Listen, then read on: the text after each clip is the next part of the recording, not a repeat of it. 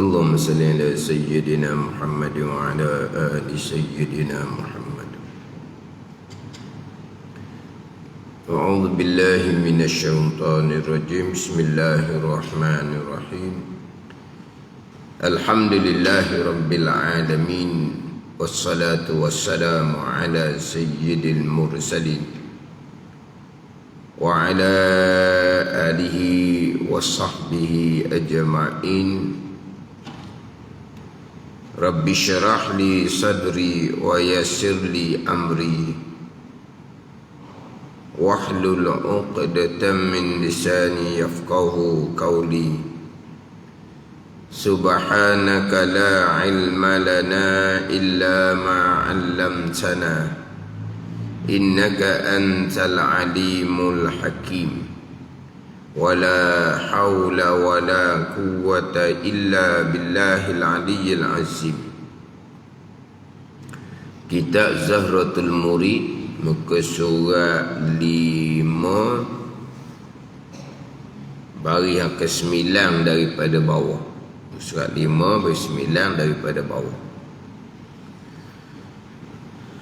Qala al-muallifu rahimahullahu ta'ala wa nafa'ana bi'ulumihi amin. Dan erti mukallaf itu, dan erti mukallaf itu, dan ertinya tau, nya tu tak ada tu bulat. Dan erti mukallaf itu iaitu mukallaf orang yang akil, yang berakal, baligh, yang sampai umur. Akil bahasa Arab, baligh bahasa Arab, isi fa'il belaka tu. Cuma kita bahasa Melayu kita tak ada akil tu. Kalau baligh bahasa Malaysia. Akil ada akil. Akil ada? Tak ada dah. Akil orang yang berakal.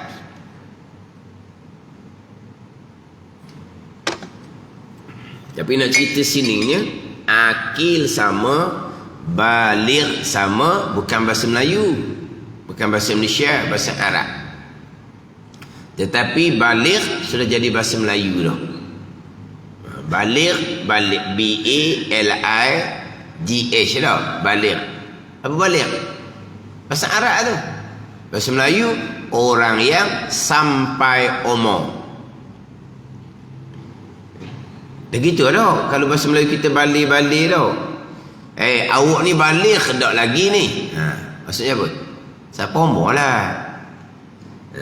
Kemudian balik dengan apa dia akan cerita di bawah tu. Satu-satu ni. Balik dia akan cerita di bawah tu.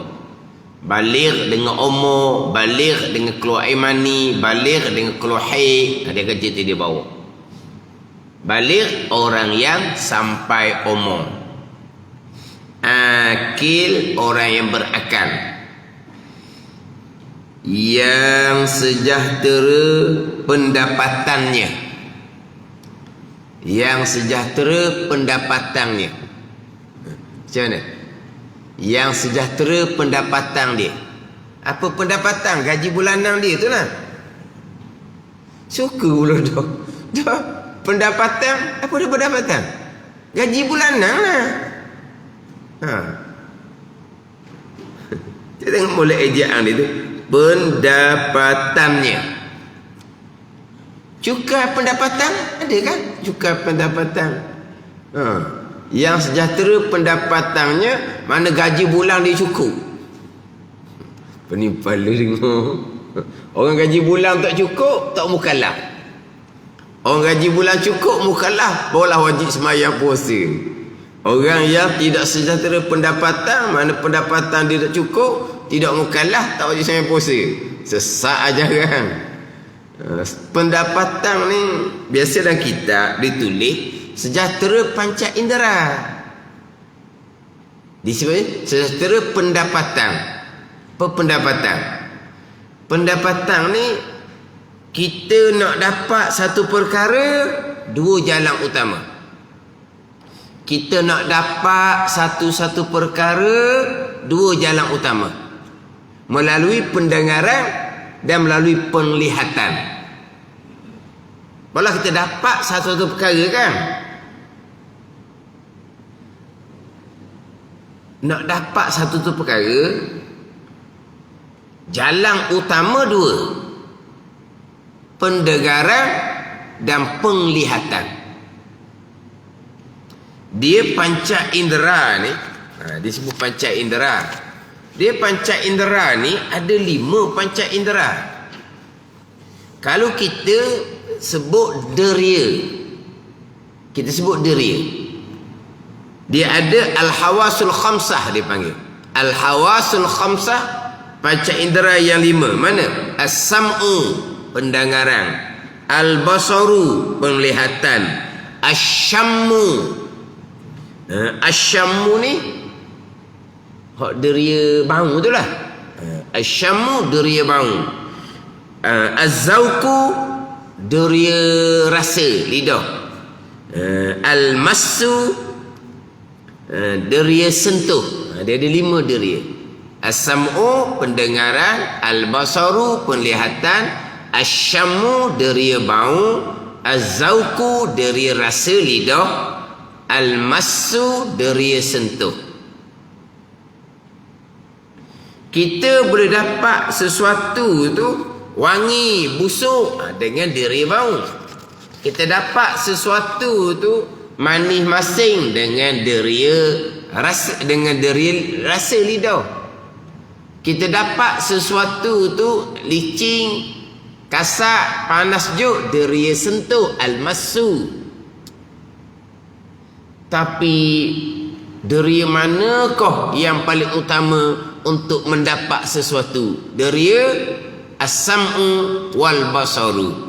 Deria pendengaran, deria penglihatan. Sama ada laki-laki atau perempuan, dan sama ada orang merdeka atau sahaya atau khodam, dan sama ada manusia atau jin, atau mukallaf belaka tu. Sama ada manusia ataupun jin. Tetapi mukallaf jin itu daripada asal kejadiannya. Asal kejadian, Tuhan jadikan jin, balik lalu dah. Dia tak ada jin budak apa, tak ada. Dia balik lalu dah. Hak cerita Piramli tu jin ada hak anak hak apa tu. Tak tahulah, takut besar tu balik dah. Tapi jin daripada asal jadi balik lalu dah, mukallaf lalu dah. Dia beza dengan manusia. Nak cerita ni mukallaf sebab pembicaraannya permulaan yang wajib, awal-awal yang wajib atas mukallaf itu mengenal akan Allah Subhanahu wa ta'ala. Awaluddin ma'rifatullah. Awal-awal agama mengenal Allah Subhanahu wa ta'ala, kerana tiada sah ibadah seseorang melainkan daripada mengenal akan Tuhan yang diibadah akan Tuhan dahulu. Sebelum nak ibadah akan Allah, kenal Allah dulu. Tanpa mengenal akan Allah, ibadah tiada sah. Kemudian sama ada mengenal, sama ada mengetahui. Di sini sebut mengenal. Agama mengenal Allah, kemudian melainkan daripada mengetahui akan Tuhan, mengetahui pula. Kerana tiada sah ibadah seseorang melainkan daripada mengetahui akan Tuhan yang ibadah akan dia dahulu. Mengenal, mengetahui satu makna. Apa makna mengenal, apa mengetahui, dia akan bicara di muka surat 8. Jadi dia agak senggang jauh.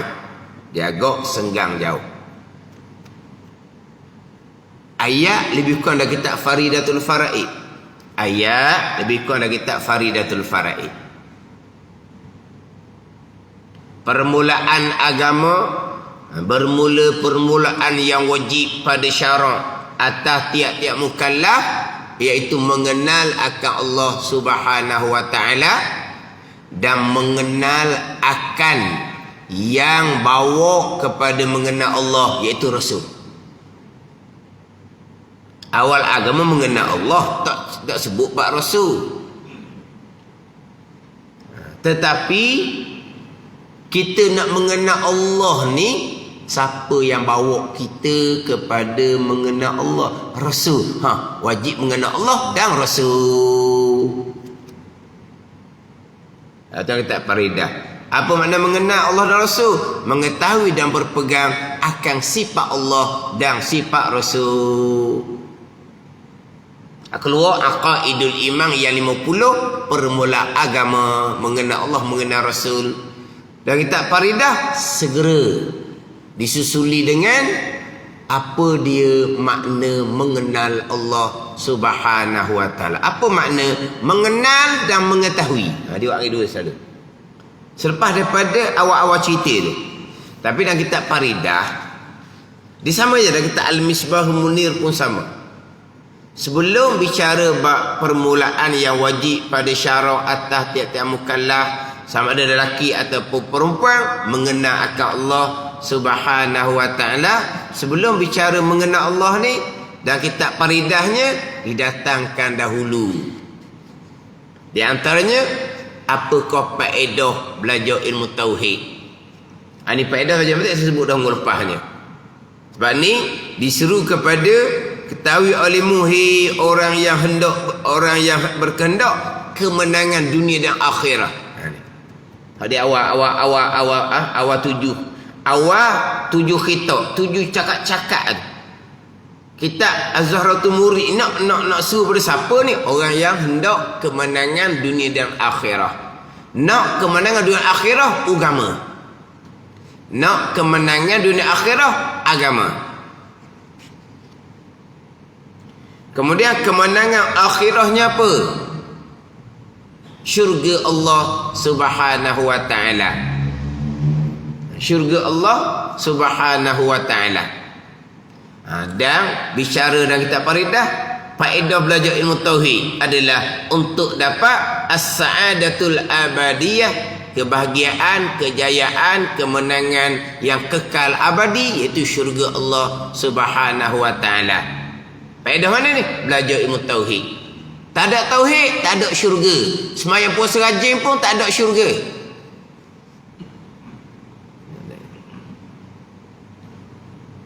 Sembahyang puasa pekoh ni nak selamat daripada neraka Jahannam. Ilmu tauhid ni nak selamat daripada kekal neraka Allah yang 6 lapis. Sembahyang puasa pekoh tasawuf nak selamat daripada neraka Jahannam. Sebab tu terkadang kita belajar ilmu tauhid tadi untuk dapat kebahagiaan kekal abadi. Ada yang kita belajar ilmu tauhid kerana untuk selamat daripada kekal neraka Allah, bukan selamat dari neraka Jahannam. Neraka Jahannam, neraka yang tidak dikekalkan oleh Allah. Nak selamat dari kekal neraka yang 6 lapis. Kan kita maklum kan neraka ada 7 lapisan. Neraka Jahannam di atas, neraka Hawiyah di bawah. Neraka Hawiyah untuk orang munafik. Neraka Jahannam tidak dikekalkan oleh Allah. 6 lapis neraka bawah tu dikekalkan oleh Allah. Jadi belajar ilmu tauhid nak selamat dari kekal neraka. Nak selamat dari neraka Jahannam, pekoh tasawuf. Orang yang benar-benar nak dapat kemenangan dunia akhirah, agama dua.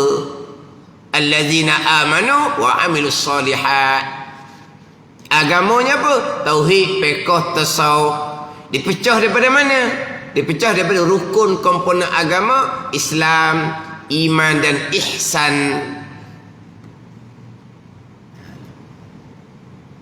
Allazina amanu, selamat daripada kekal neraka. Wa amilus solihat, selamat daripada neraka Jahannam.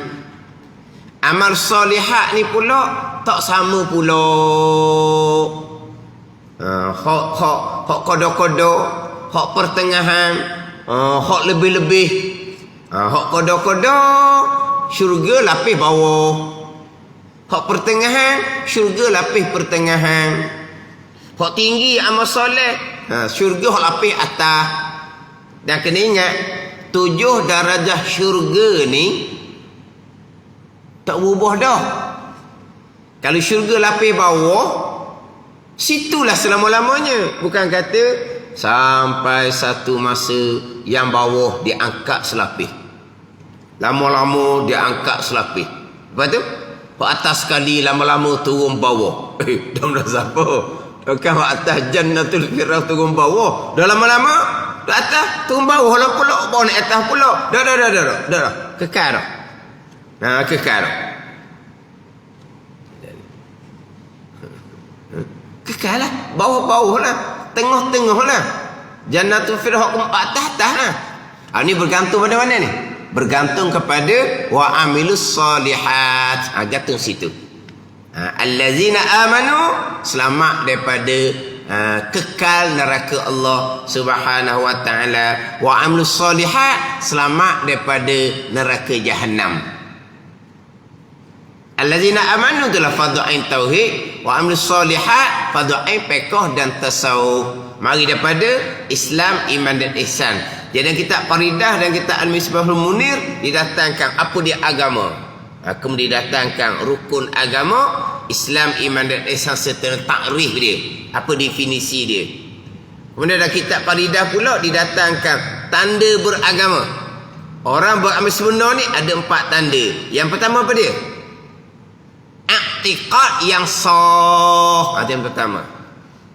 Yang kedua, kosak hati yang benar. Itu kita Faridah. Jadi yang pertamanya tauhid, yang keduanya tasawuf dan kita Faridatul Faraid. Jadi yang pertama dalam masing-masing. Yang kedua, kosak hati yang benar dalam masing-masing. Baru pergi pada yang ketiga keempat, mengerjakan suruhan. Yang keempat, meninggalkan larangan. Baru dia ikut tu. Ada kitab Faridah dimulakan dengan 2 kesucian. Kesucian akidah yang pertama, kesucian hati tasawuf yang kedua. Itu tanda beragama yang sebenar. I'tiqad yang sah. Sah i'tiqad. Sah i'tiqad tu tanda yang pertama. Pegangan tu kena molek, kena sahih molek-molek, biar jelas molek-molek. Tanda beragama yang pertama. Selesai bicara bab Islam, iman dan ihsan, bicara rukun Islam, bicara rukun iman, barulah dia masuk bermula permulaan yang wajib pada syarak atas tiap-tiap mukallaf mengenal akan Allah dan mengenal akan yang bawa kepada mengenal akan Allah, iaitu mengenal akan Rasul dengan bahawa mengetahui akan sifat-sifat Allah dan Rasul. Dia pun terus susulis lalu dah. Apa dia makna mengenal dan mengetahui? Itu lalu dah. Pada kitab Zahratul Murid ni, usul 8. Barulah bicara apa dia makrifah. Apa dia mengenal akan Allah Subhanahu wa ta'ala. Dia pergi kepada makrifah ni, al-jazmu al-muwafiqu lil haqqi an dalilin. Ini dipanggil 3 rukun makrifah. Al-jazmu, pegangan yang putus.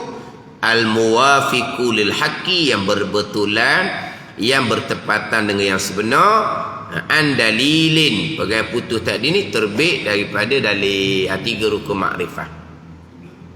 Tapi di muka surat 8. Dia tak masuk lalu dah. Ni nak cerita apa dia mukallaf. Orang yang akil balik. Apakah alamat balik? Ni dah kata Zahratul Murid. Jadi lambat nak sampai dia bicara bab makrifah. Kemudian makrifah di sini dipanggil makrifah ammatun. Makrifatun ammatun. Makrifah kebanyakan ni lah. Makrifah fardu ain ni, makrifah permulaan agama. Satu lagi dipanggil makrifatun khassatun. Tu makrifah yang ditaksiskan dengan nur. Itu makrifah aulia. Itu makrifah paru-paru sahabat radhiyallahu anhum. Itu makrifah kemuncak agama.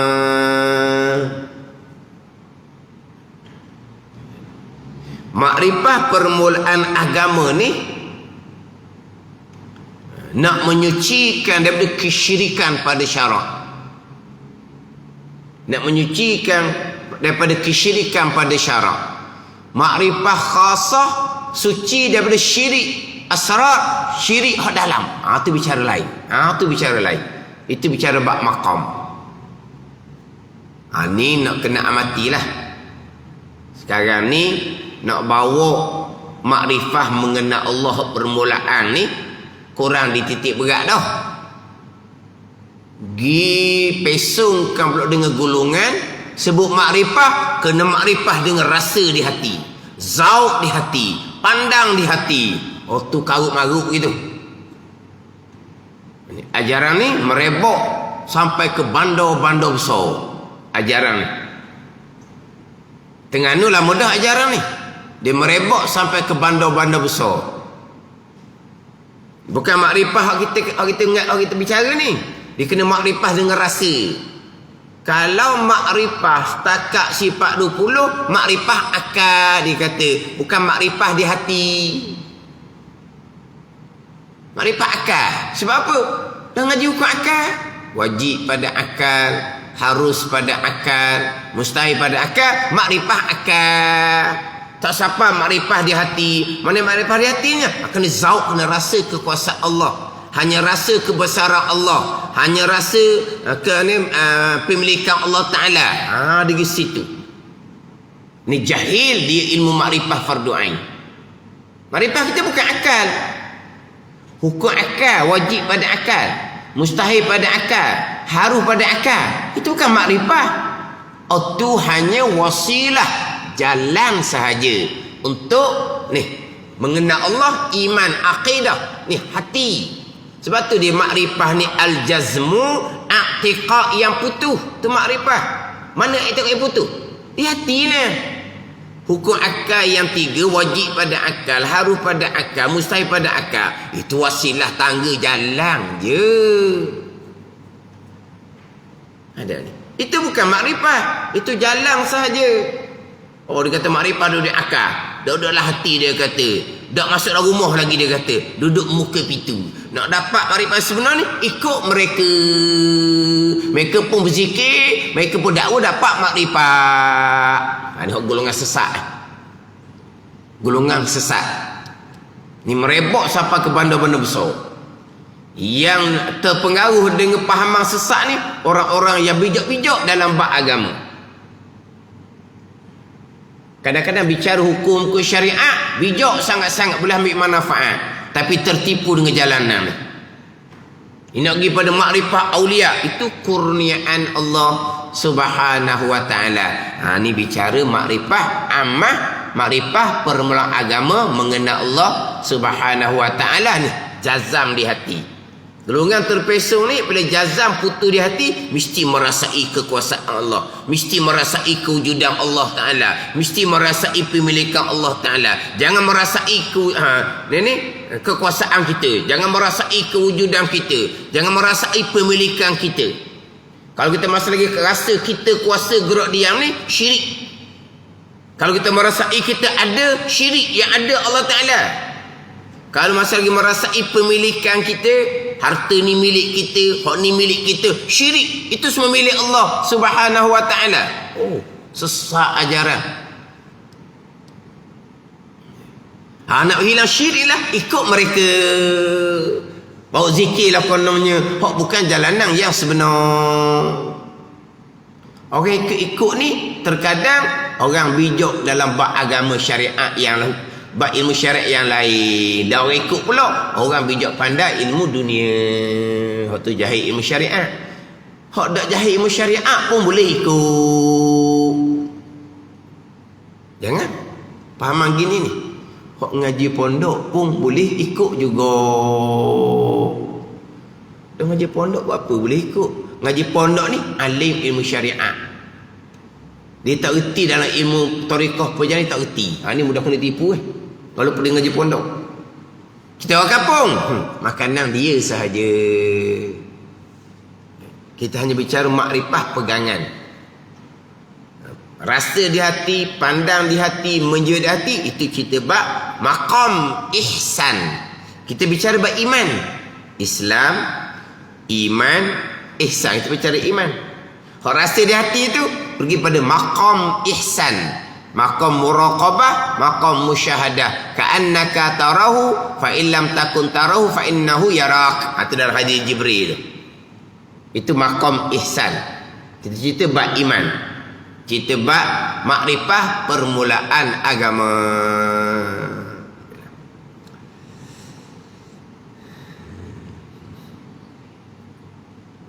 Dia biasa kita tauhid ini banyak kitab mula ginilah. Permulaan agama mengenal akan Allah Subhanahu wa taala, permulaan agama. Siapa ni? Seruan pada siapa ni? Wahai orang yang hendak kemenangan dunia dan akhirah. Dia akan perici nanti hak aqaidul iman yang 50. Kerana tiada sah ibadah seseorang, tiada sah. Bukan tiada diterima ataupun tidak, sah pun tidak. Sah tapi tak nak terima. Contohnya riak. Sah ibadah, tertunai kewajipan, tak kena qada, tapi Tuhan tak terima sebab riak. Ni dah ni, bukan terima tak terima ni. Tiada sah.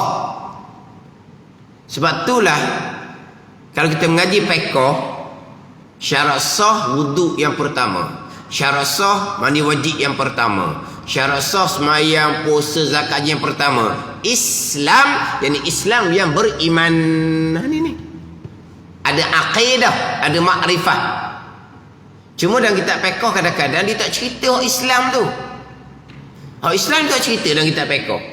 Syarat sah semayang ada 5. Suci daripada hadas, suci daripada najis, menutupi aurat, menghadap kiblah, mengetahui masuk waktu semayang. Tak ada dalam kitab tu syarat sah semayang yang pertama. Islam dia tak cerita dah. Sebab apa? Sebab fiqh yang kedua. Orang nak berwuduk, orang nak mandi wajib, orang nak bersemayang, berpuasa. Syarat sah pertamanya Islam lah. Iman tu syarat yang pertama. Sebab iman tu yang pertama, fiqh tu yang kedua. Dalam seorang kitab fiqh dah cerita hak Islam tu. Kalau dah kitab ada tu Sibian dicerita. Syarat sah wudu mandi yang pertama Islam. Syarat sah semayang, puasa, zakat yang pertama Islam. Mana? Islam yang beriman, yang ada makrifah. Baru sah wudu, baru sah mandi wajib, baru sah semayang. Kerana tiada sah ibadah seseorang melainkan daripada mengetahui ataupun mengenal akan Tuhan yang diibadah akan didahulu. Ini kewajipan yang pertama atas mukallaf. Dan erti mukallaf itu, mukallaf ni orang yang ditaklifkan syarak, orang yang diberati pada syarak, iaitu orang yang akil, orang yang berakal, bukan orang gila. Orang gila itu bukan orang mukallaf, tak ada hukum syarak atas dia. Baligh, orang yang sampai umur, orang yang sampai umur, yang sejahtera pendapatannya, yang sejahtera panca inderanya, iaitu pendengaran dan penglihatan. Dan jikalau pendengarnya jua, telinga je dengar, mata buta, mukallaf. Atau penlihatnya jua, mata comel, telinga pekak, mukallaf. Mana yang tidak mukallaf? Akil, orang berakal, tak mukallafnya orang gila. Baligh, orang sampai umur, yang tidak mukallafnya kanak-kanak. Sejahtera pendapatannya, sejahtera panca inderanya, yang tidak mukallafnya orang yang tidak sejahtera pendapatan, yang tidak sepanca indera. Kenapa ni? Orang ni buta dan pekak sekaligus dua tu daripada budak laginya. Atau hak tidak mukallaf. Oh ni jarang jumpa lah ni. Adapun dia mata tak nampak, telinga tak dengar, lepas dia tua-tua tu mukallaf. Orang tua kan, kerana saraf mata dia tak nampak, telinga dia tak dengar, tu mukallaf tu. Tu mukallaf. Buta dan pekak daripada asal jadi. Tu tak mukallaf. Sebab apa? Nak dapat ilmu macam mana? Beritahu tak dengar, tunjuk tak nampak. Ni ada kedok, saya pernah orang cerita lah. Ni orang cerita. Anak beranak dia lah, dilahirkan begitu, telinga tak dengar, mata tak nampak. Lepas tu macam mana cara tak tahulah. Siapa kebesar kalau ikut umur balik dah 15 dah kalau ikut umur. Tubuh badan sihat, makan sedap, tapi gitu lah. Tapi umur tak panjang lah. Dia mati dalam umur 20-an. Mana 26, 27 itu dia mati. Tapi kalau ke akal, comel. Kalau ke balik, memang balik dah. 15 balik kan. Tapi tahu benda kan. Masa rasuak makan, masa rasuak makan gitu je. Tapi otak comel, tubuh sihat, tapi mata tak nampak, telinga tak dengar. Ini tak ada hukum ni. Ini ahli syurga. Ahli syurga tak ada hukum. Atau orang cerita gitulah. Kau pernah jumpa? Pernah jumpa? Memang daripada lahir dia mata tak nampak, telinga tak dengar. Pernah jumpa? Pernah dengar cerita? Tak pernah kau? Ada ni ada. Hak berlakunya orang tua, hak tu bukanlah. Tapi hak tu tak tahulah macam mana cara nak buat. Macam mana cara nak buat? Dia mata tak nampak, siang ke malam ke sama bagi dia. Dia banyak tidur.